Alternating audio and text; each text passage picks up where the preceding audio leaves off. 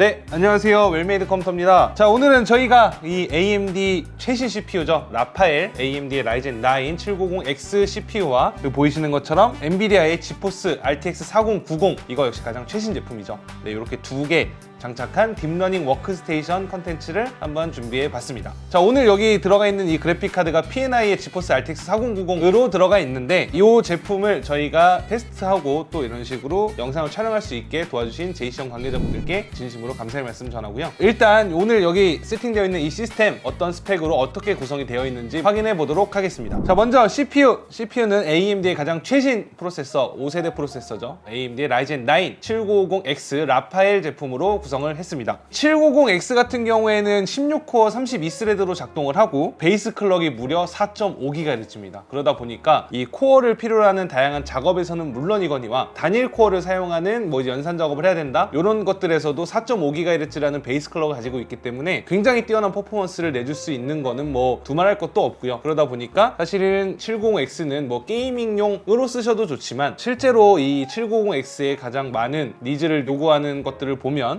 일반적으로 이런 딥러닝 퍼포먼스를 낼 수 있는 시스템이나 CPU 렌더링, 인코딩, 모델링 이런 것들을 하시는 이제 뭐 작업용 컴퓨터에서 조금 더 유리한 성능을 내준다라고 설명을 드릴 수 있을 것 같고요. 그리고 요 라이젠 5세대 같은 경우에는 기본적으로 DDR5를 지원을 하게 됐습니다. 안타깝게도 뭐 DDR4는 지원을 하지 않지만 어찌됐든 DDR5 가격이 많이 내려오기도 했고 그러다 보니까 이제 DDR5로 슬슬 넘어가는 추세다라고 볼 수가 있는데 클럭 스피드가 높은 DDR5 메모리를 사용하기 때문에 CPU랑 메모리가 통신함에 있어서 레이턴시나 이런 것들도 굉장히 줄어들 수가 있고요. 마찬가지로 메모리와 CPU 통신의 병목 없이 굉장히 뛰어난 퍼포먼스를 내줄 수 있다는 것도 오늘 이 시스템의 가장 큰 장점 중에 하나다라고 설명을 드릴 수 있을 것 같습니다. 자, 그리고 이제 790X 같은 경우에는 사실 발열량이 굉장히 높을 수밖에 없어요. 왜냐면 16개나 되는 코어를 가지고 있음에도 무려 4.5GHz의 높은 기본 클럭을 가지고 있기 때문에 그 발열량은 상당합니다. 그러다 보니까 우리가 일반적으로 사용하는 뭐 조그만 공랭 쿨러나 이런 것들로는 CPU의 온도를 완벽하게 잡아낼 수가 없고 그러다 보니까 저희가 오늘은 NGXT의 X73 일체형 수냉 쿨러를 함께 장착을 했는데요. NGXT 이 X73 같은 경우에는 사실 뭐 수냉 쿨러의 거의 끝판왕급이다 라고 할 정도로 굉장히 이 쿨링 퍼포먼스가 뛰어나기 때문에 저희가 이런 식으로 3열 라디를 가진 NGXT의 X73을 CPU 쿨러로 구성했다 라고 봐주시면 되겠습니다. 자, 그리고 저희가 메인보드는 ASUS의 크로스에어 X670E 익스트림 제품으로 구성을 했는데 크로스에어 제품 라인 같은 경우는 뭐 AMD 메인보드에서는 사실 진짜 완전 끝판왕급이다. 타사의 뭐 MSI의 MEG라든지 아니면 에즈락의 타이치 보드들도 있겠지만 사실은 ASUS의 그 명성, 로그, 뭐 크로스에어, 막시무스 뭐 이런 것들은 사실은 뭐 거의 넘사벽 수준의 굉장히 높은 안정성과 퍼포먼스를 보여줄 수 있는 그런 메인보드거든요. 그러다 보니까 오늘 저희가 이 그래픽 카드를 두 개나 장착을 하는 시스템이기 때문에 메인보드는 가장 최상위에 위치한 제품으로 구성했다라고 봐주시면 되겠고 이런 이제 크로스에어 메인보드 같은 경우에는 들어가는 뭐 전원부라든지 아니면 캐패시터나 컨덴서 같은 것들이 굉장히 고가의 제품으로 구성이 되어 있습니다. 그러다 보니까 아까 말씀드린 것처럼 그 안정성은 굉장히 뛰어나다라고 볼 수가 있고 사실 이 시스템에서는 오버클럭을 하지 않지만 만약에 오버클럭을 하시는 분들한테도 이 메인보드는 굉장히 뛰어난 작업 결과물을 내줄 수 있다라고 봐주셔도 될 것 같습니다. 자, 그리고 여기 오늘 소개해드리는 이 시스템에 이렇게 그래픽카드가 두 개가 들어가잖아요. 일반적인 X670 칩셋을 사용하는 메인보드들을 보면 GPU 하나만 꽂았을 때는 16배속으로 잘 작동이 되지만 두 개를 꽂게 되면 16배속, 4배속 이런 식으로 작동을 하게 됩니다. 그러다 보니까 이제 첫 번째 그래픽 카드는 100% 완벽한 퍼포먼스를 낼 수가 있는데 하단부에 있는 두 번째에 들어가는 그래픽 카드는 4배속밖에 안 되기 때문에 그쪽에서 오는 병목이 생길 수밖에 없습니다. 근데 이 아수스의 크로스에어 또는 MSI의 MEG 아니면 에즈락의 타이치 이런 메인보드, 고성능의 메인보드들 같은 경우에는 두 개를 꼽았을 때 8배속, 8배속으로 작동을 하게끔 세팅이 되어 있습니다. 이 메인보드 같은 경우에는 그 X670E 칩셋이기 때문에 그 PCI 익스프레스 5.0을 지원합니다. 그래서 PCI 익스프레스 5.0의 대역폭이 굉장히 높아서 사실은 8배속, 8배속으로 작동을 하더라도 RTX 4090을 완벽하게 사용할 수 있는 것도 이 메인보드의 가장 큰 장점이다 라고 설명을 드릴 수 있겠습니다. 자, 그리고 저희가 메모리는 G스킬의 DDR5 6000MHz로 작동하는 32기가 두 개를 일단 구성을 했는데 자, 메모리 같은 경우에는 DDR5로 올라오면서 메모리 대역폭 그리고 메모리의 클럭 스피드가 굉장히 높아졌습니다. 높아지다 보니까 사실은 이 메모리에서 발생됐던 그런 병목들 CPU 퍼포먼스는 뛰어나지만 메모리에서 나왔던 병목들도 거의 뭐 완벽하게 해소가 되는 수준 정도로 볼 수 있을 만큼 DDR5의 퍼포먼스가 뛰어나다라는 걸 저희가 확인할 수가 있었고, 이 메인보드 같은 경우에는 최대 128기가의 메모리까지 지원을 하기 때문에 필요에 따라서는 뭐 지금처럼 64기가로 쓰시거나 또는 뭐 128기가까지 확장이 가능하다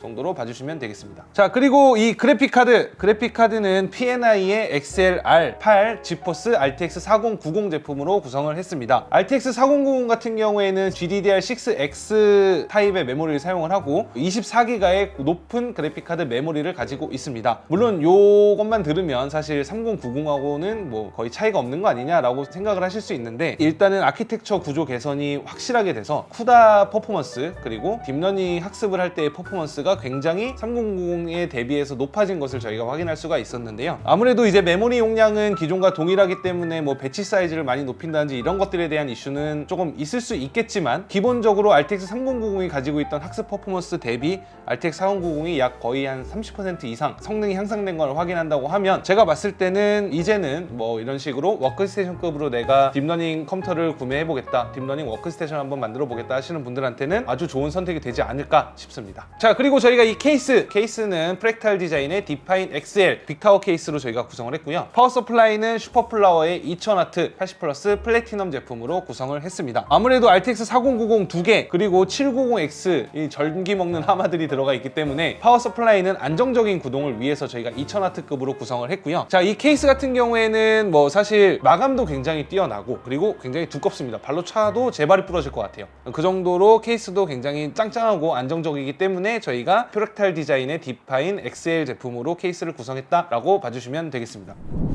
일단 뭐 간단한 사양 설명은 이 정도로 마무리를 하고요. 저희가 간단한 뭐 테스트 툴 그리고 해외에 나와 있는 뭐 포럼들 이런 것들의 자료를 좀 정리해가지고 딥러닝 퍼포먼스에 대해 좀 연구를 좀 해봤는데요. 기본적으로 그 A100이나 아니면 요즘 나오는 그 H100 이런 뭐 테슬라 계열급 아주 고사양의 그래픽 카드들의 테스트 툴로 많이 사용되는 HPL의 림팩 벤치 툴을 저희가 확인을 했을 때 FP64 배정 밀도 환경에서는 RTX 3090 대비 이 RTX 4090이 약 2배 이상의 퍼포먼스를 내주는 걸 저희가 확인할 수가 있었는데, 그 엔비디아에서 지포스의 배정 밀도에 대한 포커싱을 거의 하지 않았던 것을 감안한다 라고 했을 때 이 정도의 퍼포먼스 향상은 사실 이 딥러닝을 준비하시는 분들 또는 딥러닝 개발을 하고 계시는 분들, 이런 분들한테는 굉장히 구미가 당길 만한 매력적인 그래픽 카드가 아닐까라는 생각이 좀 들고요. 그리고 뭐 많이들 사용하시는 그 텐서플로우에서도 레스넷 50 기준으로 했을 때 FP32에서는 RTX 3090 대비 RTX 4090이 약 30% 정도 더 뛰어난 걸 저희가 확인할 수가 있었고, 마찬가지로 FP16에서도 한 20에서 30% 정도 성능 향상이 된 거를 확인할 수가 있었습니다. 자, 그리고 또 이 파이토치도 많이들 사용하시죠. 이 파이토치 같은 경우도 3090 대비 RTX 4090이 약 30% 정도 성능이 향상된 거를 확인할 수가 있었습니다. 자, 우리가 사실 뭐 예산이 빵빵해서 쿼드로 계열의 RTX A6000이나 아니면 뭐 엔비디아의 테슬라 계열 뭐 A100이나 H100 같은 그래픽 카드들을 사용하면 너무나 좋겠죠.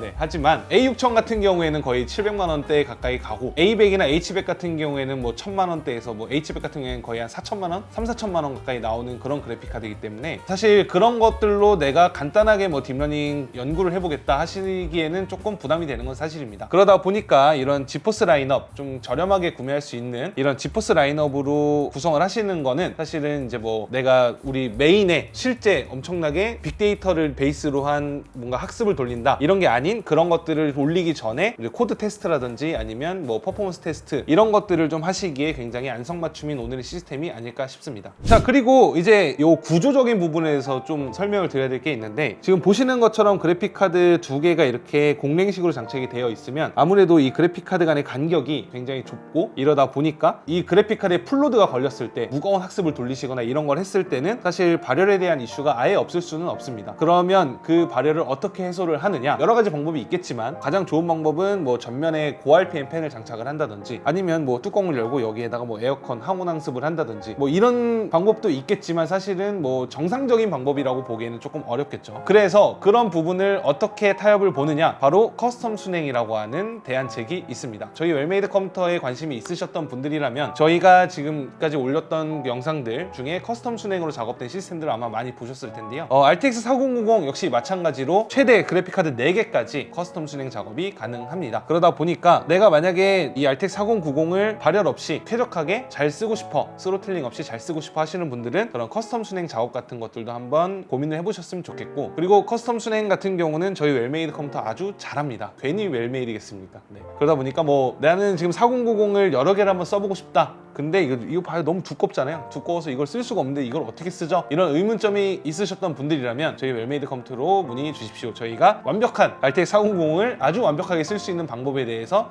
아주 자세하고 친절하게 설명드리도록 하겠습니다. 자, 오늘 저희가 준비한 영상은 여기까지고요. 오늘 영상이 도움이 되셨다면 좋아요, 구독하기 부탁드립니다. 자, 그러면 저희는 다음번에도 좀 더 유익하고 재미난 정보를 들고 찾아뵙도록 하겠습니다. 감사합니다.